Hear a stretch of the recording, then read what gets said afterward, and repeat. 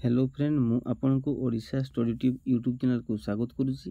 आसतु आज शैवपीठ गुड़िकर नाम एवं यह केउं जगार अवस्थित ताहा विषय जानिबा। प्रथम शैवपीठ नाम हेउची धवलेश्वर। यह केउंठारे अवस्थित ना यह कटक ठारे अवस्थित। परवर्ती शैवपीठ नाम हेउची ओमरेश्वर। यह कटक ठारे अवस्थित। परवर्ती शैवपीठ नाम हेउची बालेश्वर। यह पुरी ठारे अवस्थित। परवर्ती शैवपीठर नाम हेउची गड़गड़ेश्वर। यह कटक ठारे अवस्थित। परवर्ती शैवपीठर नाम हेउची चंद्रशेखर। यह कपिलास ढेंकानाल अवस्थित।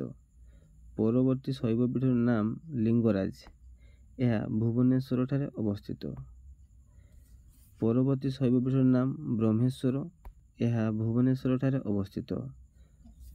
कपिलास यह भुवनेश्वर ठारे अवस्थित। भास्करेश्वर यह भुवनेश्वर ठारे अवस्थित। परशुरामेश्वर यह भुवनेश्वर ठारे अवस्थित। मणिबक्रेश्वर यह खोर्धा ठारे अवस्थित। सिद्धेश्वर यह नराज ठारे अवस्थित।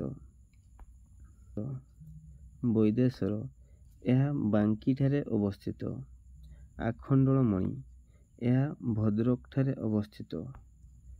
लोकनाथ यह पुरी ठारे अवस्थित। विमलेश्वर यह हुमा संबलपुर जिले में अवस्थित। सोमेश्वर यह पाटनागढ़ बलांगीर जिले में अवस्थित। पंचलिंगेश्वर यह बालेश्वर अवस्थित। देवगिरी यह कोरापुट ठारे अवस्थित।